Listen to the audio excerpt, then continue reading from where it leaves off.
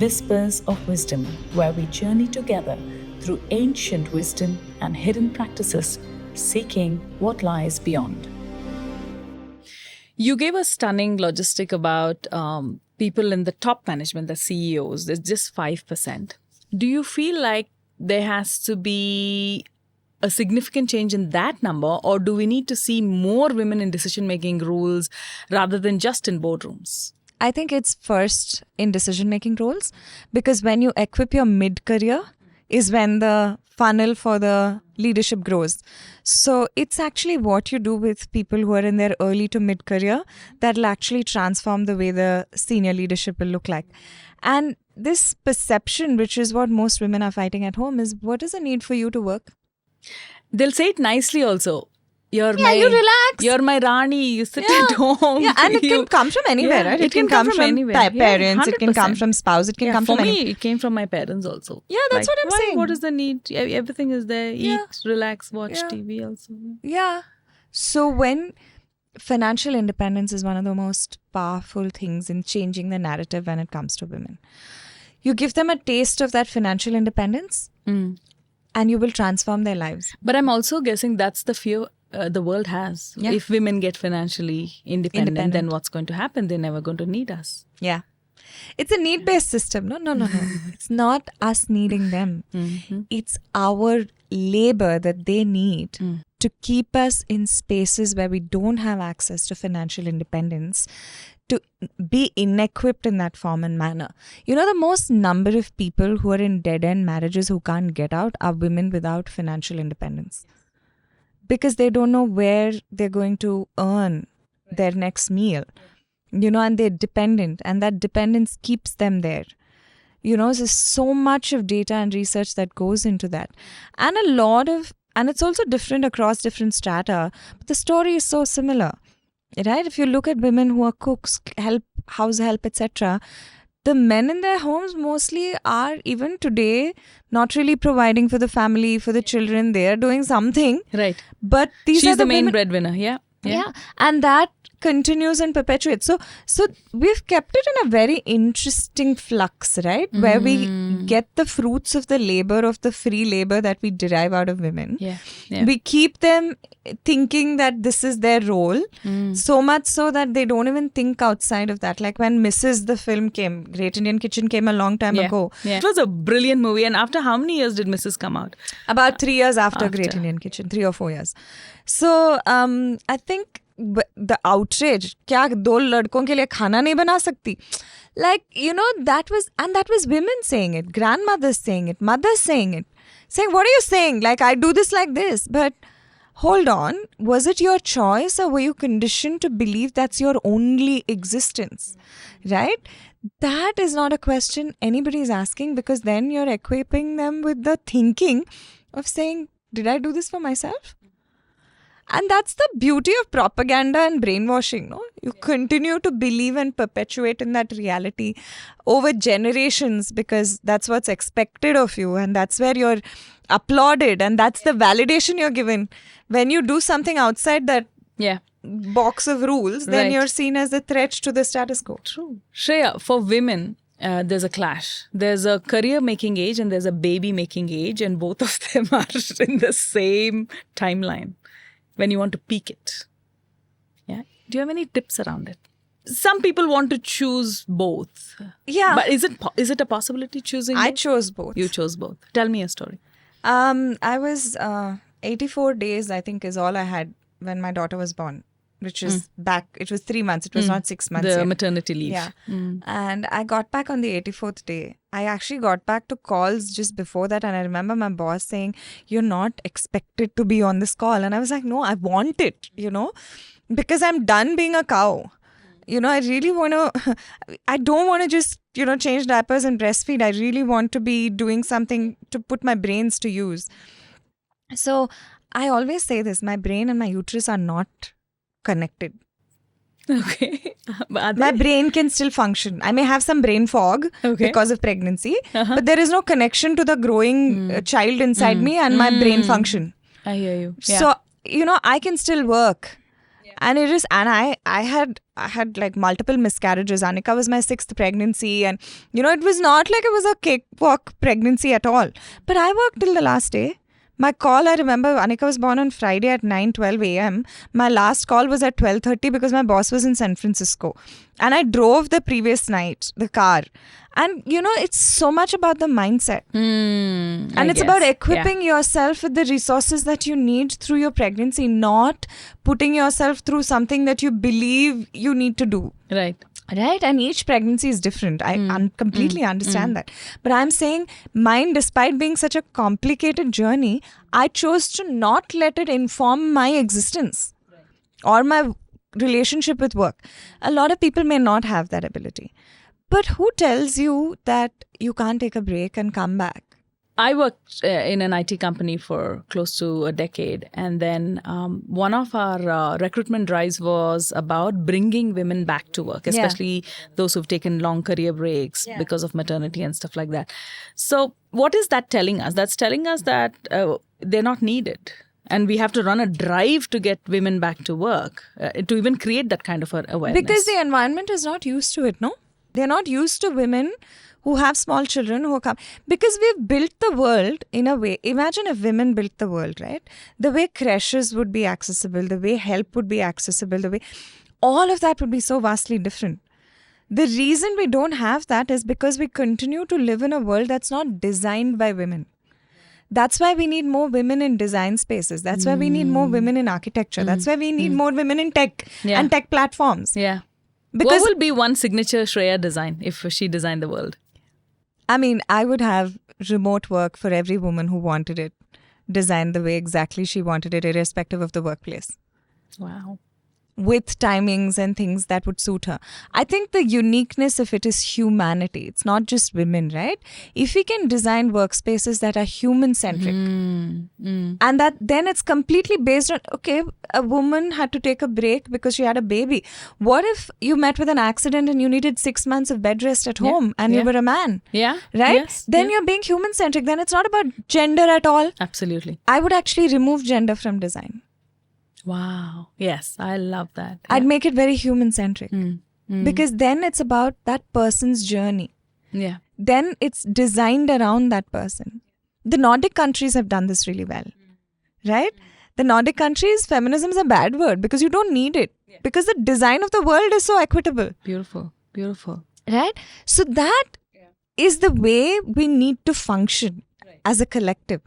To make human-centric design possible, to enable and empower whoever it is to access work and workspaces in that manner. Yeah. No, you really touched me when you said, we're having conversations of men, women, and being inclusive to other genders. But when are we going to create a world that is more human-centric, beyond gender? Yeah. And again, right? Why should childcare have anything to do with gender? As long as I'm breastfeeding, I'm needed as a mother. After that, childcare, parenting is gender neutral. Running a house, gender neutral. Cooking, gender neutral. Can we stop putting gender onto everyday things and can we equip our people with life skills, irrespective of their gender? Right? Learning finance is so important. So many women in leadership positions even today consult their parents or father or brother or husband about their investments. Is it rocket science? Absolutely not. There are women changing that, but it's a very small percentage. Yeah, very small percentage. Yeah. Right? So we need to remove gender from a lot of these so that it's about equipping humanity with what resources it needs to function in the way that it can at its optimum best. And when you do that, the planet will be safer. There won't be wars. Yes. The design of the world will be different. Communities will be nurtured more. Wow. Endless possibilities. You co-authored a book called Words Matter. What's the word or what's that significant word that women should reclaim, in your opinion? I think one they should let go sure is shame and guilt. I think we've enough passed on shame and guilt through generations built into our DNA, and I think it's time to, cut cords or pull them out and throw them away and burn them. But I think what we need to reclaim is our confidence and our power. Yeah. Because so much of it has been, given away to other people to decide. Yeah. But when you claim it back, it's yours. Yeah. And you're resourced in it. Right. It's almost like after a divorce or a breakup, everybody claims their power back. Yeah. Because they know how much they gave away. Yeah. Yeah. Get a haircut. You feel really confident after a haircut. Yeah. Yeah. It's a small thing. Yeah. Put some red lipstick on. Yeah. Wear those heels. Wear those heels. Awesome. Diversity, inclusion, equity. Shreya, these words are the buzzwords. Pretty serious in today's world, the context at which we are looking at it. Now, I've been a corporate trainer for 22 years and I've dabbled a bit in D&I. Now, I want to understand from the expert, what is true diversity? What is equity? What is inclusion? So, when you look at DEI, it's very contextual to where you're working in the world. Right? Okay. Because it's geography, it's local politics, it's local religion, it's local behaviors. Wow. It's very contextual. And it's also very operable in terms of the way that we look at. Let's take the words separately, right? What is diversity? Diversity is having a diverse set of people. Diversity is never about just gender or being differently abled or disabled.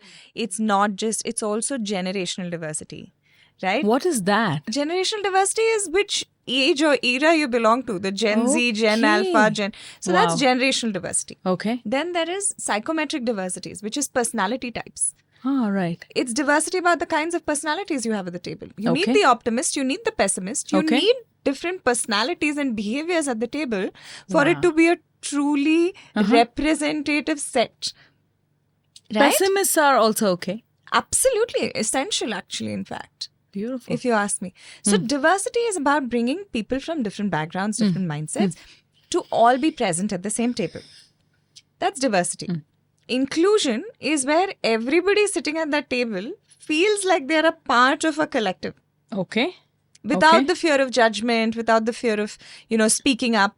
So the same set of diverse people feel inclusive because they feel safe to share opinions. Yeah. Okay. And safe to be. Yeah. Safe to be themselves, safe to look the way they want to look, safe to behave the way they want to behave. Safe to disagree, safe to agree, all of it. That, right? So inclusion is intentionally building that. There's this beautiful line that says diversity is being invited to a party. Inclusion is when you dance like no one's watching. Right? So that's inclusion in that form and manner. What is equity? Equity understands that equality cannot be accessed by everybody because people are not equal. Okay. Yeah. But people need to be equipped with the resources to make things equitable. The next level of that is social justice. Like you'll see one standard visual, no? Where there are 3 kids trying to watch a football match over a fence. Yeah. There's one child who's tall who can see. One child is slightly shorter. One child is really short. Yeah. Right? So you are equipping them with what they need. Imagine if there was a child in a wheelchair. Then what would you do for the child in the wheelchair? Then you'd need a ramp. You'll need the platform for the ramp. Right. So that is true equity, which is where I said the more we look towards human-centric design, it's more about what that person needs. Because today gender is a spectrum, irrespective of what the world may choose to say currently that it's binary. It is not. It's not. Yeah. It's not. So DEI at the baseline is that simple. It's about understanding what that means. DEI has been weaponized. Yeah. Why has it been promoted as like a cult almost? The problem is... And also so many fears around it. Again, it challenges the status quo. It destabilizes. Now it's being weaponized in many ways. DEI has been used to be weapons, but it's like saying that every woman who made a false claim of dowry or rape is why all women are lying. Wow. So a DEI incident that was weaponized to showcase something in a form and manner that it was not does not mean all diversity, inclusivity, things are all colored or shaded the same way. So there is a lot of tokenism because a lot of the DEI that we practice is also very US central, related. There's an idea of DEI. That's why I said Nordic countries DEI is very different because the context is so different, right? In India, closer home, We need to understand different plays of what does that mean. Regionalism is so deep in India, right? The Tamil Nadu versus Karnataka, Yeah. there's so much of that, the North versus tropes, South, the yeah. North versus South. Yeah. So all of that is part of DEI. Right? Our history, our caste system, our oppression, which used to be there, which Ambedkar to a great degree has removed. There's a lot of nuance in understanding discrimination when it comes to DEI and what do societies originally discriminate on the basis of. And the idea of building something equitable, which means equal access and opportunity by giving the resources that fundamentally groups that didn't have that access are given that, so it becomes a level playing field. There is no existing level playing field. To build the level playing field, you have to bring in policies, practices, procedures, all of that. Wow. It's so much more than how we're made to believe it's just about gender and, It's not. people who are differently abled. It's so, It's people so who much think more. differently. Yeah. People who are introverts and extroverts. Yeah. Are we inclusive when it comes to that? Right? Yeah. So it's so much more layered than just a race or a color. Right now, the kind of racial politics that are going on globally, especially in the other side of the world, there is so much merit in us examining that and saying, let's not adopt what is being positioned as what their idea is. We need to contextualize it. Absolutely. Cultural nuances of leadership, nuances of behavior, upbringing, schooling and education that we're given, the way we're taught to learn. All of this is part of that spectrum of understanding what it means. I feel a lot of organizations at the surface level, they understand DEI and mostly it's a tick box thing. Like we've done some programs that'll cater to, the concept of DEI. But truly the spirit of what you're saying is yet to be experienced. Yeah. I think it's difficult because it's so also cultural nuance to the organization itself. Each organization based on size, scale, kind of work that they do can be so different from their needs. I think this is also like one of those topics that needs to be introduced in school. Yeah. Like finance, Yeah. like emotional intelligence. Yeah. The higher the emotional intelligence you have, the more propensity for you to understand DEI better. What a great subject they'll make instead of moral science. Right? Imagine absolutely. what inclusion would look like. Yeah. Right? Yeah, true. Poverty in India is a massive aspect of DEI. The way Yeah. we have DEI problems societally. Right? So there are so many nuances to it. Sure. Wars, weather, all of these things impact women and children more than they do men. And that's male privilege. And understanding that. That's why it's an ocean, this subject, right? There's nobody who can, I don't think I'm an expert still. With years of working in the space, doing the research that I do, trying to understand it. Look at AI today, right? There's so much bias that's gotten into AI because it's obviously a reflection of the society we're living in, no? It's the data sets are already biased and skewed. The judgment is built into the system. So to remove that is a lot of effort. I think this is another podcast in itself. It's such a huge topic. And also I'm so not so equipped and, I haven't gone deep into this subject and I'm going to take this inspiration to go, learn more about it. In the last segment, I want to ask you more like Shreya questions. Yeah. This is exclusively, I want, our audience to know a little deeper. What does Shreya love the most? I think nature. The minute I hear birds, I see trees, I see greenery. I'm a tree hugger. Anywhere I go and hug trees. It's just the most healing thing. So I think the thing that I love most is nature. And what do you fear the most? What keeps you awake? I think the way the world is going. The fact that, for doing the right thing, you have to fight so much just to be doing what's right for the world. And then you're labeled and then you're, put on the kind of attention that good work is getting in the way that it's getting is not at all the direction that we should be going in. I think that is what keeps me up at night. And if you were to fast forward yourself 50 years from today, and look back at your life of how you've lived, what do you hope for yourself? I hope that the journey that I was on for all of my time will change the way the world is for my daughter. Oh, yeah. Yeah. And one leadership myth that women must bust.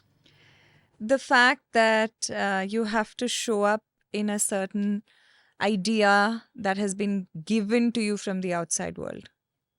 There is no definition. You decide, you define. You define. Yeah. You define how you want to show up as a leader. Don't allow people's ideas, opinions. No or prototypes. There are no... Break the prototype. Break the prototype. Wow. Break the prototype. Because when you're trying to lean into something that's expected out of you, you never access the full breadth of your potential. Yeah. You're only able to access your potential in fullness when there is zero expectation you have from yourself. Wow. Shreya, the energy was palpable in the room. I've thoroughly enjoyed exploring so many questions I personally had about leadership and especially women leaders. Immensely grateful for your thoughts, the clarity, the power with which you speak about it. And truly, it's a lived experience. Thank you for Thank you all for the having wisdom. Thank you for having me, Sapna. And it's so nice to speak to people you're on the same plane of reference of, because that's a rare thing for us to be able to speak for hours on end. And this conversation is probably one of so many we've had over time on so many aspects and nuances of philosophy and life and spirituality and leadership. And I love every single opportunity that brings me close to you, to experience you from this point of view. So thank you. Thank you. But you actually tapped into like a positive trigger word for me. How do you see spirituality and leadership? That's the last question. I think spiritual leadership is so powerful and empowering that I wish there was more done about it. I was actually thinking of writing a book on spiritual leadership and what that looks like. I'm doing the same work too. And I want to write and bring it to action, actually. Yeah, because I think there is such potency in the power of spirituality. And whatever form of spirituality you access, right? It is about setting intentions. It's about being grateful. It's about being... There are so many things about life. The bigger purpose, the higher purpose. Sometimes allowing the flow of life. Yeah. And when I look at spiritual leadership, I think it's one of the most potent things that's available as tools for us to pick up. Another subject I would happily, gladly add into academia for children to explore spirituality, because if they could have that access, they would show up better as leaders. So I think spirituality at its core is the most embodied kind of leadership you can access. And I wish that everybody is willing to and happy to acknowledge that and experience it for themselves. Yeah. I feel that we're going to walk into each other's paths many times. And we'll meet each other in many more forums. And I wish you the very best for the awesome work that you're doing, Shreya. Ditto to you. Looking forward to creating things with you. So. Absolutely. Thank you. Thank you.